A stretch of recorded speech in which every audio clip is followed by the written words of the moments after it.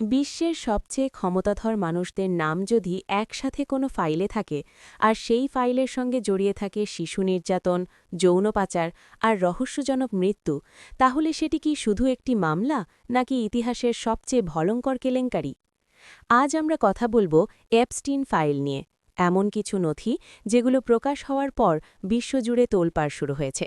রাজনীতিক, ধনকুবের, সেলিব্রিটি কে ছিলেন এই তালিকায়? আর সবচেয়ে বড় প্রশ্ন, সব সত্য কি আমরা জানি?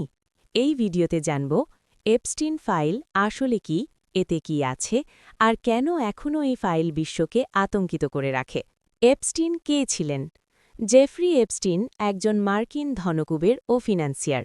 বাহ্যিকভাবে তিনি ছিলেন ক্ষমতাধর মানুষের বন্ধু, কিন্তু পর্দার আড়ালে তার বিরুদ্ধে ওঠে ভয়াবহ অভিযোগ। অভিযোগ ছিল অপ্রাপ্তবয়স্ক মেয়েদের যৌন নির্যাতন, আন্তর্জাতিক যৌন পাচার এবং প্রভাবশালীদের জন্য গোপন নেটওয়ার্ক পরিচালনা। ২০১৯ সালে গ্রেফতারের পর নিউ ইয়র্কের একটি কারাগারে রহস্যজনকভাবে তার মৃত্যু হয়। সরকারি ভাষ্যে আত্মহত্যা বলা হলেও আজও সেই মৃত্যু নিয়ে প্রশ্ন থামেনি। এপস্টিন ফাইল কি? এপস্টিন ফাইল বলতে বোঝায় আদালতে জমা দেওয়া নথি, তদন্ত সংক্রান্ত রেকর্ড, সাক্ষ্য, ইমেল এবং এপস্টিনের ব্যক্তিগত বিমানের ফ্লাইট লগ। এই ফাইলগুলোর কিছু অংশ সময়ের সঙ্গে সঙ্গে প্রকাশ পেতে থাকে, আর সেখান থেকেই সামনে আসে বহু পরিচিত নাম। তবে এখানেই একটা গুরুত্বপূর্ণ বিষয়, কোনো ফাইলে নাম থাকা মানেই কেউ অপরাধী এমনটা আইনগতভাবে প্রমাণিত নয়। নামের তালিকা ও বিতর্ক। সবচেয়ে আলোচিত অংশ ছিল এপস্টিনের ব্যক্তিগত বিমানের যাত্রী তালিকা, যাকে অনেকেই বলেন লিটল ব্ল্যাক বুক।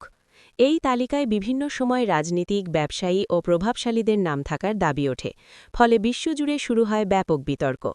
সমালোচকরা বলেন, কে শুধু পরিচিত ছিলেন আর কে সত্যিই অপরাধে জড়িত, সেই পার্থক্য অনেক সময় স্পষ্ট করা হয় না। সত্য, গুজব ও বাস্তবতা।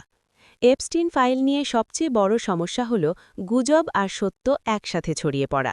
অনেক ভুয়া তালিকা, মনগড়া নাম এবং সামাজিক যোগাযোগ মাধ্যমের অতিরঞ্জিত দাবি বিষয়টিকে আরও জটিল করে তুলেছে।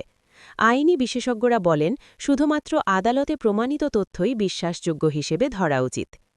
এপস্টিন ফাইল কেবল একজন ব্যক্তির গল্প নয়, এটি ক্ষমতা, প্রভাব আর জবাবদিহিতার প্রশ্ন।